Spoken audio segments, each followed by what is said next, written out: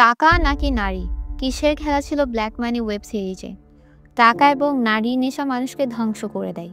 আর এই দুটো যখন একসাথে চলে আসে তখন মাথাও খারাপ হয়ে যায়। রায়হান রাফির প্রথম ওয়েব ফিল্ম ব্ল্যাক মানিতে টাকা এবং নারী একসাথে ধরা দিয়েছিল। তারপর যা যা ঘটেছিল তা বেশ মজারই ছিল। বিশেষ করে ক্লাইম্যাক্সটা বেশি মজার। রায়হান রাফি কালো টাকার খেলায় দারুণ সারপ্রাইজ দিতে পেরেছেন, যা এন্টারটেইনিং। রায়হান রাফি তার প্রথম ওয়েব সিরিজে অ্যাকশন কমেডি থ্রিলার জনরা নিয়ে হাজির হয়েছিলেন, কিন্তু গল্প যে বেশি হাই লেভেলে তা নয়। সোজা সরল পথে রায়হান রাফির ব্ল্যাক মানির গল্প এগিয়ে গিয়েছে, যেখানে সব কিছু এসে মিলিত হয়েছে একটি হোটেলে। তারপর একের পর এক চরিত্রের এন্ট্রি ঘটে, আর সকল চরিত্রের আগমন হয় 50 কোটি টাকাকে কেন্দ্র করে, যেখানে ফেসে যায় এক নায়িকাও। সবকিছু 50 কোটি টাকা কেন্দ্রিক হলেও ওই টাকাতে একসময় মজার ব্যাপার চলে আসে। গল্প শুরু হয় ট্রাকে করে একজনের মালামাল নিয়ে যাওয়ার মধ্য দিয়ে। যাত্রাপথে ট্রাকের চাকা নষ্ট হলে, যন্ত্রপাতি নিতে হেল্পার উপরে উঠলে সে দেখে ট্রাক ভর্তি টাকা। তারপর ওই ট্রাক ভর্তি টাকার সাথে লোকজনকে মেরে ট্রাকের ড্রাইভার এবং হেল্পার ঝিলিকে ওঠে। সেই হোটেলে থাকার জন্য এক নায়িকাও আগমন ঘটে।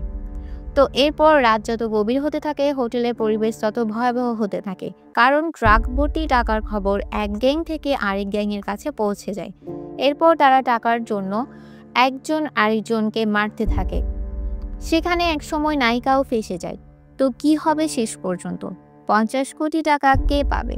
নাকি ওসব কোনো টাকাই নয়? নায়িকার কি হবে? সবকিছুর উত্তর ব্ল্যাক মানি দেখলেই পাবেন।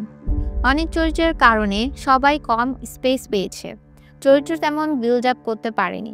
নায়িকা চরিত্রে অভিনয় করেছিলেন পূজা চেরি। রায়হান রাফি তাকে গ্ল্যামার্স রূপে সিরিজটিতে উপস্থিত করেছিলেন, তাই বলা যায় পূজা চেরি বেশ সুন্দরই ছিলেন। অনেক চরিত্রের মাঝে সুমন আনোয়ারের পম জামাল চরিত্রটি অনেক মজার ছিল। অভিনয়টা তিনি বেশ ভালো করেছেন। মিরাকেল থেকে উঠে আসা পাবেল কমিক সিকোয়েন্সগুলোতে মজা দিতে পেরেছেন। ব্ল্যাক মানিতে তার গুল্লু চরিত্রটি খুব ইন্টারেস্টিং। আশাহত করেছেন মাসুম পারভেজ রুবেল।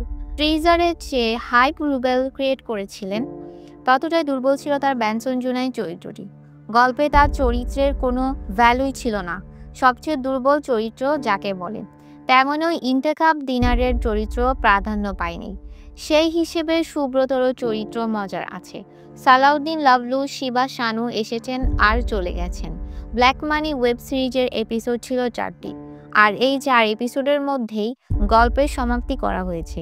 এইটাই সবচেয়ে বড় ব্যাপার, কিন্তু সেটাও অনেক ফাস্ট হয়ে গেছে। 2 ঘন্টার ওয়েব সিরিজ না করলে ওয়েব ফিল্ম হিসেবে নাম দিলেই ভালো হতো।